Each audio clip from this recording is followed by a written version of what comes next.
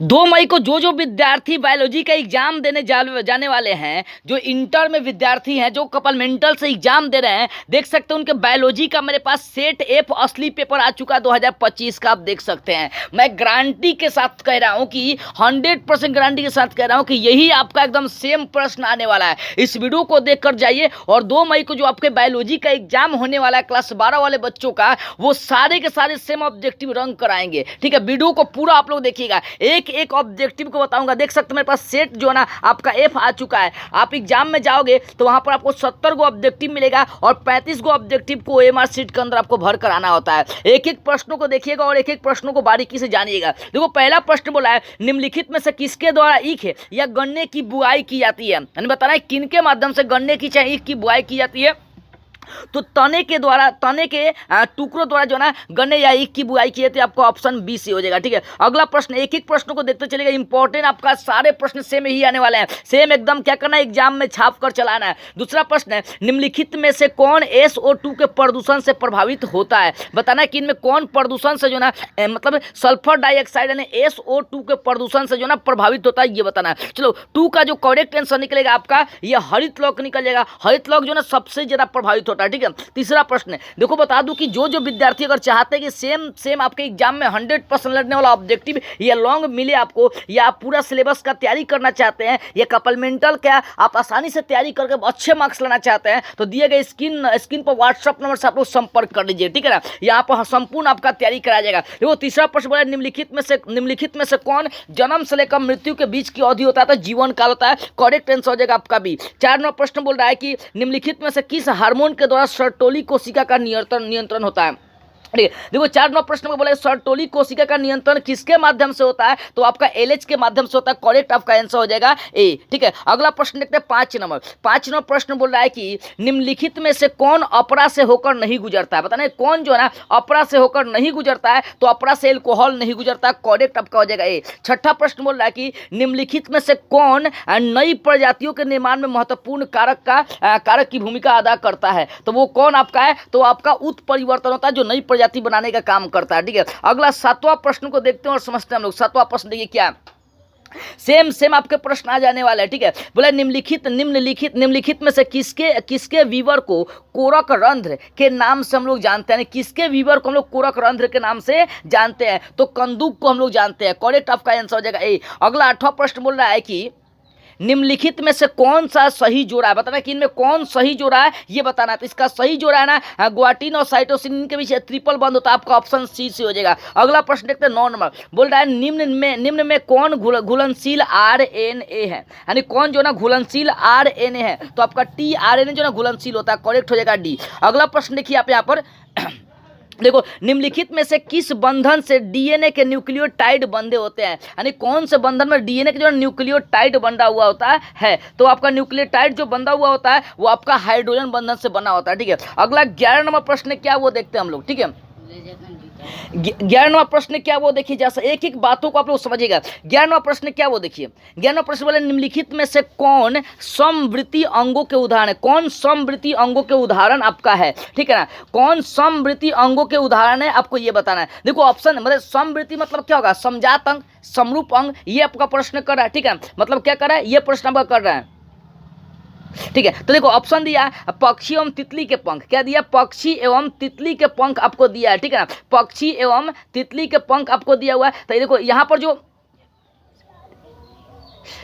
जो मारेंगे, बोला कि निम्नलिखित में से कौन समवृत्ति अंगों के जो ना उदाहरण है। चलिए, करेक्ट आंसर 11 का मार लीजिएगा आप डी। इसका आंसर हो जाएगा, इसमें से सभी मारेंगे जो इसमें ऑप्शन दिया ना, इसमें आपका सभी कंप्लीट हो जाएगा। ठीक है ना, इसमें क्या करेंगे, सभी मारिएगा। अगला प्रश्न देखते हैं हम लोग, 12वां प्रश्न।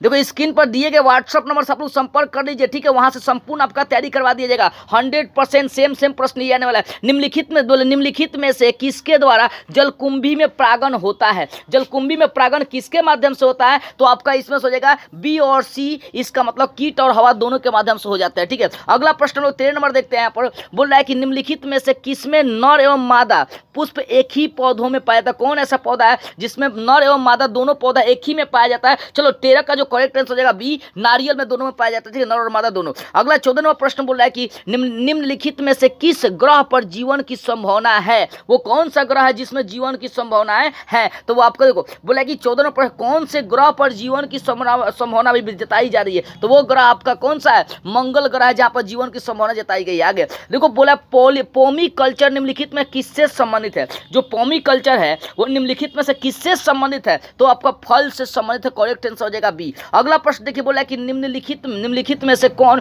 पारिस्थितिक तंत्र के जैविक घटक है? यानी बताना है कौन पारिस्थितिक तंत्र के जैविक घटक है, जो उत्पादक है ना, ये जैविक घटक है, ठीक है ना,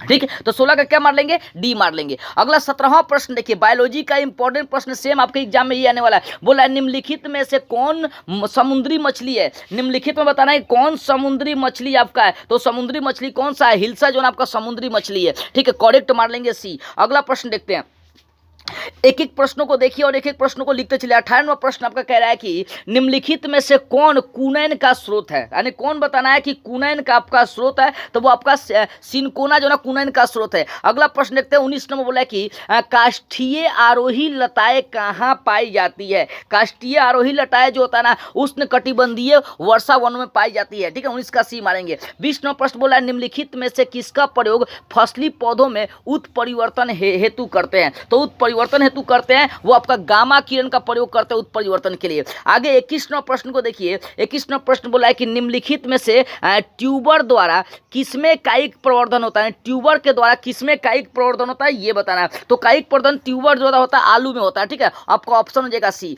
आगे 22वां प्रश्न बोला है निम्नलिखित में से किस पद का प्रयोग किसी निश्चित क्षेत्र में पाई जाने वाली जनसंख्या हेतु किया जाता है? यानी बताना है किसका प्रयोग जो ना निश्चित क्षेत्र में पाई जाने वाली जनसंख्या के लिए किया जाता है। तो 22 का जो करेक्ट आंसर हो जाएगा आपका वो हो जाएगा 22 का, जैसा ध्यान दीजिएगा, ठीक है ना, 22 का जो करेक्ट आपका आंसर हो जाएगा वो हो जाएगा बी, स्थानीय के लिए हम लोग प्रयोग करते हैं। 23वां प्रश्न देखते हैं और समझते हैं। देखो 23वां प्रश्न क्या कह रहा है? 23 आपका प्रश्न कह रहा है, 23 का प्रश्न कह रहा है आपका कि निम्नलिखित में से कौन स्वप्रभाविता में F2 संतति के प्रारूपी अनुपात को दर्शाता है? यानी स्वप्रभाविता में F2 संतति के प्रारूपिक अनुपात को कौन दर्शाने का कार्य करता है? तो 23 का करेक्ट आंसर हो जाएगा आपका सी, 1:2:1 है, ठीक है ना। अगला प्रश्न देखते हैं हम लोग, 24वां प्रश्न बोल रहा है कि निम्नलिखित में से कौन डीएनए द्वारा आरएनए के निर्माण से संबंधित होता है? तो 24 का करेक्ट आंसर हो जाएगा आपका ट्रांसक्रिप्शन, करेक्ट हो जाएगा बी। आगे 25वां प्रश्न देखते हैं, 25वां प्रश्न क्या कह रहा है? देखो 25वां प्रश्न बोल रहा है कि निम्नलिखित में से कौन मलेरिया रोग जनक है? कौन मलेरिया रोग जनक है? तो प्लाज्मोडियम आपका हो जाएगा, ऑप्शन ए हो जाएगा। आगे प्रश्न देखते हैं, निम्नलिखित में से किसके द्वारा सर्वाधिक सौर ऊर्जा का अवशोषण होता है? यानी किसके माध्यम से सौर ऊर्जा का सबसे ज्यादा अवशोषण होने का कार्य करता है? तो आपका हो जाएगा शैवाल लगाकर जो है ना सौर ऊर्जा का सबसे ज्यादा अवशोषण होता है, ठीक है, आपका ऑप्शन हो जाएगा डी। अगला 27वां प्रश्न देखिए, 27वां प्रश्न क्या कर रहा है वो समझते हैं। देखो 27वां प्रश्न हमका कह रहा है कि 27वां प्रश्न, निम्न में से कौन सा तत्व क्लोरोफिल के पॉर्फिरिन वलय के मध्य में होता है? बताना कौन सा तत्व जना क्लोरोफिल के पॉर्फिरिन वलय के मध्य में होता है? कौन सा इसमें से तत्व है जो क्लोरीन में पॉर्फिरिन वलय के बीच में एकदम होने का कार्य करता है? चलो 27 का जो करेक्ट आंसर हो जाएगा आपका डी, मैग्नीशियम एकदम बीच में होता है, ठीक है। अगला प्रश्न लोग देखते हैं 28वां प्रश्न देखिए, 28वां प्रश्न कह रहा है कि निम्नलिखित में से किस पौधे में फास्फोइनोल पायरुवेट CO2 का संग्राहक होता है? सेम प्रश्न देखिएगा, एग्जाम में सेम मार्क आएगा आपका। इसका करेक्ट 28 का हो जाएगा बी, आपका C4 हो जाएगा, ठीक है। अगला प्रश्न 29 नंबर देखते हैं। देखो 29वां प्रश्न क्या कह रहा है, समझिएगा ध्यान से एक एक प्रश्न को। 29वां प्रश्न कह रहा है कि नग्न, देखो 29वां प्रश्न बोला कि नग्न बीजियों में एंडोस्पर्म की प्रकृति क्या होती है? चलो 29 का जो करेक्ट आंसर हो जाएगा आपका ए हो जाएगा, अगुणित होती है। अगर 30वां प्रश्न बोल रहा है कि निम्नलिखित में से कौन तनाव या स्ट्रेस हार्मोन है? इनमें से कौन सा तनाव या स्ट्रेस हार्मोन होता है? तो आपका तनाव या स्ट्रेस हार्मोन एब्सिसिक एसिड है, ठीक है ना, ऑप्शन डी हो जाएगा। आगे 31वां प्रश्न बोला है निम्नलिखित में से कौन ओजोन परत हेतु सर्वाधिक हानिकारक है? बताना इनमें सबसे ज़्यादा हानिकारक ओजोन परत के लिए कौन सा है? तो 31 का करेक्ट आंसर डी मानेंगे, इनमें से सभी हानिकारक है ओजोन परत के लिए। आगे देखिए बोल रहा है कि निम्नलिखित में से कौन काजीरंगा राष्ट्रीय उद्यान से संबंधित है? यानी काजीरंगा राष्ट्रीय उद्यान से कौन संबंधित है? तो आपका हो जाएगा गैंडा, ठीक है ना, गैंडा संबंधित है। आगे 33वां प्रश्न बोला है भारत में संरक्षित जैव मंडल कितने हैं? भारत में संरक्षित जैव मंडल कितने हैं? तो 18 है, ठीक है। अगला प्रश्न देखते हैं, अगला प्रश्न हम लोग देखते हैं 33वां प्रश्न है। 34वां प्रश्न देखिए बोला है कि निम्नलिखित में से कौन नाइट्रोजन का स्थिरीकरण करता है? कौन नाइट्रोजन का स्थिरीकरण करता है? तो एनाबेना जो ना नाइट्रोजन का स्थिरीकरण करता है, आपका ऑप्शन हो जाएगा ए, ठीक है। अब 35वां प्रश्न देखते हैं और समझते हैं 35वां आपका प्रश्न क्या कह रहा है, ठीक है। एक एक प्रश्नों को बारीकी से समझिएगा। चलो 35 देखिए, 35 बोल रहा है कि क्राइट्रोक्सिन क्या करता है? क्राइट्रोक्सिन क्या करता है? तो क्राइट्रोक्सिन जो है ना कोशिकाओं को फुला देता है, आपका ऑप्शन ए हो जाएगा। आगे प्रश्न को देखते हैं।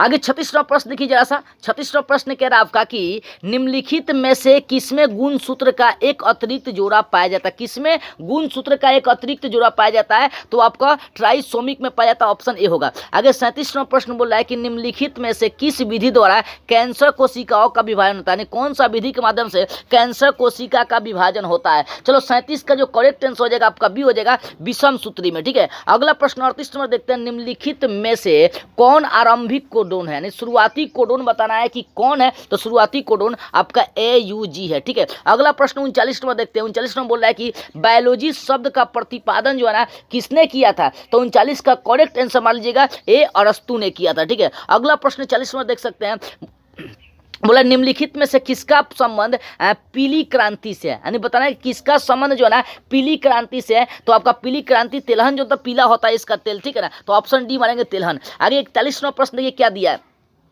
एक एक प्रश्नों को दिमाग में बैठाइए, मस्तिष्क में बैठाइए, ठीक है। और स्क्रीन पर दिए गए व्हाट्सअप नंबर से आप लोग संपर्क करके 100% लड़ने वाला नोट्स या PDF आप लोग ले सकते हैं, ठीक है ना। देखो पौधे के किस भाग से लौंग प्राप्त किया जाता है? पौधे के कौन से भाग से जो ना लौंग प्राप्त होता है? तो पौधे का जो भाग है वो आपका कली से लौंग प्राप्त होता है, ऑप्शन मार लेंगे डी। आगे 42वां प्रश्न ये क्या बोल रहा है कि निम्नलिखित में से किसका प्रयोग रक्त में कोलेस्ट्रॉल की मात्रा को कम करने के लिए किया जाता है? यानी किसका प्रयोग कोलेस्ट्रॉल की मात्रा को कम करने के लिए करते हैं? तो स्टार्टिन का प्रयोग करते हैं, ठीक है। आगे 43वां प्रश्न ये क्या दिया? देखो 43वां प्रश्न जैसा हम लोग देखते हैं और समझते हैं। 43वां प्रश्न आपको दिया है, निम्नलिखित में से कौन परिदल पुंज का भाग है? कौन परिदल पुंज का भाग है ये बताना है। चलो 43 का जो करेक्ट आंसर हो जाएगा बी, आपका परिदल मतलब कौन परिदल पुंज का भाग है? तो आपका परिदल पत्र है, ठीक है, करेक्ट हो जाएगा आपका आंसर बी। आगे प्रश्न नंबर 44 देखते हैं, बोला मनुष्य में निम्नलिखित में कौन सी कोशिका गतिशील होती है? मनुष्य में कौन कोशिका गतिशील होता है ये बताना है। 44 का करेक्ट आंसर हो जाएगा डी, शुक्राणु कोशिका जो होता है ना गतिशील होता है। आगे निम्नलिखित में कौन लिंग सहलग्न गुण को दर्शाता है? कौन सहलग्न गुण को दर्शाएगा? तो आपका वर्णधता जो है ना दर्शाने का काम करता है। आगे 46वां प्रश्न देखते हैं, बोल रहा है कि निम्नलिखित में से कौन जीवित जीवाश्म है? 46 बोल रहा है कि निम्नलिखित में से कौन जीवित जीवाश्म है? तो आपका जीवित जीवाश्म जो ना लैम्प्रे, आपका ऑप्शन जो है ना सी हो जाएगा, ठीक है। 47वां प्रश्न देखिए बोल रहा है कि निम्नलिखित में कौन सी गैस पृथ्वी के प्रारंभिक काल में नहीं पाई जाती थी? तो आपका नाइट्रोजन नहीं पाई जाती थी, करेक्ट हो जाएगा डी। आगे 48वां प्रश्न देखिए, 48वां प्रश्न ये क्या दिया है? 48वां प्रश्न दिया, बोला कि निम्नलिखित में से किसके द्वारा अभिसारी विकास प्रदर्शित होता है? किसके माध्यम से अभिसारी विकास को आप प्रदर्शित कर सकते हैं? तो वो आपका चूहा और कुत्ता के माध्यम से, ठीक है, ऑप्शन बी हो जाएगा। 49वां प्रश्न बोला है, निम्नलिखित में से कौन एटाविज्म का उदाहरण है? कौन जो है ना एटाविज्म का उदाहरण है? तो आपका हो जाएगा बच्चे में जन्म के समय छोटी पूंछ जो ना एटाविज्म का उदाहरण, ऑप्शन सी मानेंगे। अगला प्रश्न देखते हैं। अब प्रश्न नंबर देखते हैं हम लोग 50, जो ना देखो सारे इंपॉर्टेंट आपका प्रश्न है, एकदम एग्जाम में सेम आपके लड़ने वाले हैं। बोला मैग्रो वनस्पति कहाँ पाई जाती है? मैग्रो जो वनस्पति होता है वो कहाँ पाया जाता था? सुंदर वन में पाया जाता है, करेक्ट हो जाएगा आपका भी। अगला 51वां प्रश्न देखिए, बोल रहा है कि निम्नलिखित में से द्वितीय अनुक्रमण कहाँ होता है? द्वितीय जो अनुक्रमण है बताना है कि वो कहाँ होता है? तो द्वितीय अनुक्रमण जो होता है ना उजड़े हुए वनों में होता है, करेक्ट हो जाएगा बी। अगला प्रश्न हम लोग आगे बढ़ते हैं। एक एक प्रश्नों को बारीकी से आप लोग समझते चलिए, सेम आपके एग्जाम में आने वाले हैं। 52वां प्रश्न बोला निम्नलिखित में कौन उत्कृष्ट जैव उर्वरक है, बताना है कि इनमें से कौन उत्कृष्ट जैव उर्वरक है, तो आपका एजोला है, करेक्ट हो जाएगा ए। आगे 53वां प्रश्न बोल रहा है कि निम्नलिखित में कौन मनुष्य के विकास में महत्वपूर्ण प्रवृत्ति है, बताना है कौन सा महत्वपूर्ण के विकास में एक महत्वपूर्ण कड़ी होने का काम करता है, तो बढ़ती हुई कपाल क्षमता जो है ना, ये सबसे ज्यादा विकास की प्रवृत्ति को दर्शाता है। ठीक है, आगे प्रश्न को देखते हैं और एक एक प्रश्नों को बारीकी से हम लोग समझते हैं। ठीक है, सेम आपके एग्जाम में यही प्रश्न आने वाला है। स्क्रीन पर जो दिया गया व्हाट्सअप नंबर है वहां से आप संपर्क कर सकते हैं और पीडीएफ और नोट्स इंपॉर्टेंट लर्निंग वाला ले सकते हैं। देखो 54वां प्रश्न बोला निम्नलिखित में से किस प्रकार का प्रजनन अमीबा में अनुकूल परिस्थितियों में होता है, किस प्रकार का प्रजनन जो है ना अमीबा में अनुकूल परिस्थितियों में संतान उत्पत्ति होने का कार्य करता है। चलो 54 का करेक्ट आंसर मानेंगे द्विखंडन के माध्यम से अनुकूल परिस्थिति में होता है। 55वां प्रश्न बोल रहा है कि मनुष्यों में शुक्राणुओं की क्षमता कहाँ विकसित होती है, मनुष्य में शुक्राणु की क्षमता कहाँ विकसित होती है, तो वृषण में होता है, आपका हो जाएगा करेक्ट ए। आगे देखते हैं प्रश्न नंबर 56 देखते हैं, एक एक प्रश्नों को देखिए, इंपॉर्टेंट सेम आपके एग्जाम में यही प्रश्न आने वाले हैं। 56वां प्रश्न बोल रहा है कि निम्नलिखित में से किसके द्वारा जुड़वा भाइयों का विकास हो सकता है, किसके माध्यम से जुड़वा भाई का विकास होगा, तो 56 का मानेंगे बी, दो युग्मज से क्या होगा, जुड़वा भाई का विकास हो जाएगा। 57वां प्रश्न आपका बोल रहा है कि निम्नलिखित में से किसके द्वारा विकासशील शुक्राणु पोषण प्राप्त होता है, किसके माध्यम से विकासशील शुक्राणु प्राप्त होने का कार्य करता है, तो 57 का करेक्ट आंसर हो जाएगा आपका ए, सर्टोली कोशिका। आगे 58वां प्रश्न देखते हैं और समझते हैं, एक एक प्रश्नों को देखिएगा, बस अब आपका ऑब्जेक्टिव कंप्लीट होने ही वाला है, क्योंकि 70 को ऑब्जेक्टिव आता है, हम लोग 58 नंबर पर पहुंच चुके हैं। निम्नलिखित में से किसने म्यूटॉन, सिस्ट्रॉन और रेकॉन पद का प्रतिपादन करने का कार्य किया था। चलो 58 का जो करेक्ट आंसर मान लेंगे डी, एस बेंजर ने ये सब काम किया, मतलब प्रतिपादन करने का कार्य किया था। आगे 59वां प्रश्न देखते हैं और समझते हैं, बोल रहा है कि निम्नलिखित में से कौन पारिस्थितिक तंत्र में एक से अधिक पोषण स्तर पर रह सकता है, बता रहा है निम्नलिखित में कौन एक से अधिक जो है ना पोषण स्तर पर रहने का कार्य करता है, तो 59 का मार लेंगे डी, इनमें से सभी आपका हो जाएगा करेक्ट आंसर। सेम प्रश्नों को देखिए, सेम एग्जाम में मार्क कराना है, बस सेम आपको कर कराना टोटल क्रिया। चलिए एक एक बातों को देखते हैं। 60वां प्रश्न बोला कि नारियल के मध्य फल भित्ति की प्रवृत्ति क्या होती है, जो नारियल है उसकी मध्य फल भित्ति की जो ना प्रवृत्ति क्या होती है, तो इसका करेक्ट आंसर मानेंगे सी, गुद्देदार होती है। ठीक है ना, अगला प्रश्न हम लोग देखते हैं। 61 नंबर बोल रहा है कि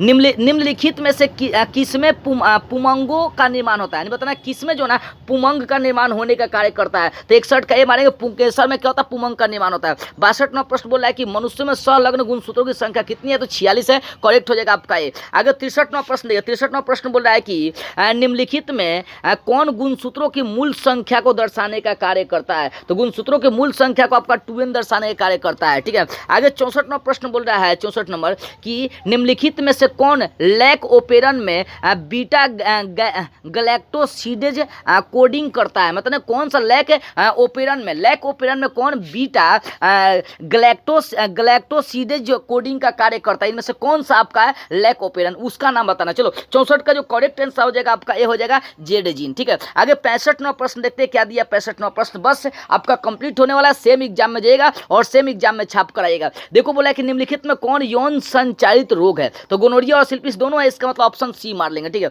अगला प्रश्न 66 नंबर देखते हैं, बोला है कि निम्नलिखित में से किस स्तर पर भ्रूण का स्थानांतरण फैलोपियन नलिका में किया जाता है, कौन से स्तर पर जो भ्रूण है उसका स्थानांतरण फैलोपियन नलिका में किया जाता है, किस स्तर पर किया जाता है ये बताना है। 66 का जो करेक्ट आंसर हो जाएगा आपका डी हो जाएगा, युगमनज, मतलब युगमनज या 8 कोशिकीय भ्रूण पर किया जाता है, आपका ऑप्शन डी हो जाएगा। अगला प्रश्न देखते हैं, अगला प्रश्न देखिए और एक एक प्रश्नों को जाकर एग्जाम में सेम छाप करेगा। 67वां प्रश्न बोला निम्नलिखित में से कौन मानव जनसंख्या के वैज्ञानिक अध्ययन को दर्शाता है, यानी मानव जनसंख्या के वैज्ञानिक अध्ययन को कौन दर्शाने का कार्य करता है, तो 67 का मार लेंगे, करेक्ट आंसर हो जाएगा आपका डी, जनसांख्यिकी हो जाएगा, करेक्ट हो जाएगा डी। 68वां प्रश्न बोल रहा है कि निम्नलिखित में से मनुष्यों की त्वचा का रंग कैसे निर्धारित होता है, मनुष्य की त्वचा का रंग किस प्रकार से निर्धारित किया जाता है, तो इसका करेक्ट आंसर मानेंगे आपका बी हो जाएगा, एकाधिक जीन के माध्यम से निर्धारित होता है। अगला प्रश्न देखते हैं, 69वां प्रश्न देखिए, बोल रहा है कि न्यूरोस्पोरा में 8 एस्कोस्पोर कैसे बनता है? न्यूरोस्पोरा में 8 एस्कोस्पोरा बनने का कार्य कैसे करता है ये बताना। चलो 69 का जो करेक्ट आंसर हो जाएगा आपका बी हो जाएगा। एक समसूत्री और एक अर्धसूत्री विभाजन पर होता है, करेक्ट बार लेंगे बी। और अंतिम प्रश्न और अंतिम ऑब्जेक्टिव देखते हैं कि महिला रूपी लक्षण वाले पुरुष को क्या कहते हैं? महिला रूपी लक्षण वाले पुरुष को हम लोग गाइनोमॉर्फ कहते हैं। आपका ऑप्शन डी हो जाएगा। देखो इस तरीके से मैंने 70 ऑब्जेक्टिव करा दिया और ये 70 का 70 सेम यही ऑब्जेक्टिव आने वाला है। ठीक है, सारे विद्यार्थी ऑब्जेक्टिव को लिखकर बढ़िया से रिवाइज कर लीजिए। सेम आपके एग्जाम में आएंगे और सेम एग्जाम में आपको क्या करना, 100% मार्क करा जाना है। और 100% लड़ने वाला लॉन्ग प्रश्न का PDF या नोट्स या ऑब्जेक्टिव लेना चाहते हैं तो दिए गए स्क्रीन पर व्हाट्सएप नंबर से आप लोग संपर्क करें।